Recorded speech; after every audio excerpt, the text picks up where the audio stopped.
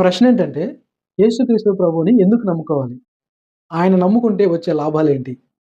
ఎప్పుడైతే మనం యేసుక్రీస్తు ప్రభువుని ప్రభువుగా, దేవునిగా, రక్షకుడిగా అంగీకరించి, మన పాపాల విషయాల్లో పశ్చాత్తాప పడతామో, అప్పుడు ఆయన పరిశుద్ధాత్మ దేవుడు నివసించే మందిరంగా మనల్ని మారుస్తాడు.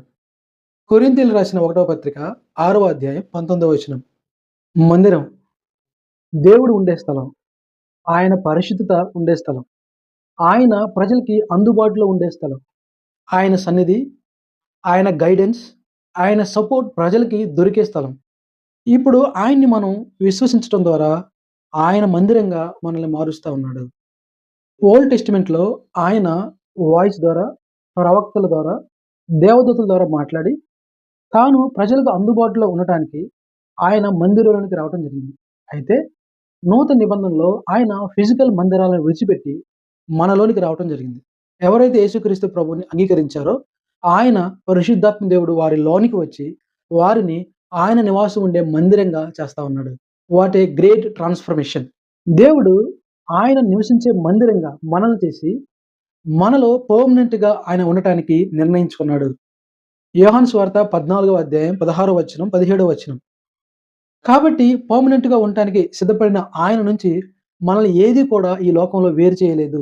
ఆయన ప్రేమ నుంచి, ఆయన దయ నుంచి, ఆయన ఉద్దేశాల నుంచి మనల్ని ఏది కూడా వేరు చేయలేదు అని బైబిల్ చెప్తా ఉంది. రోమాపత్రిక 8వ అధ్యాయం 38వ వచనం, 39వ వచనం. ఆయన నివసించే మందిరంగా మనల్ని చేసి, మనతో ఇంటిమేట్ యాక్సెస్‌లోనికి ఆయన రావటం జరిగింది. కాబట్టి ఏ సమయంలోనైనా ఆయనతో మనం ప్రార్థన ద్వారా మాట్లాడవచ్చు. ఆయన వాక్యం ద్వారా మనం ఆయన మాటలు వినవచ్చు. ఎవరికీ చెప్పుకోలేని గుండె లోతులోని బాధలను ఆయన దగ్గర వ్యక్తపరచవచ్చు. అదే విధంగా ఆయన నివసించే మందిరంగా మనల్ని చేసి, మనం సేక్రెడ్ ప్లేస్‌గా ఉండటానికి ఆయన మనల్ని పురికొల్పుతా ఉన్నాడు. కొరింథీయులకు రాసిన 1వ పత్రిక 3వ అధ్యాయం 16వ వచనం, 17వ వచనం. ఆయన పరిశుద్ధుడు కాబట్టి మనం కూడా ఆయనలాగా పరిశుద్ధంగా ఉండటానికి ఆయన ఎంకరేజ్ చేస్తా ఉన్నాడు.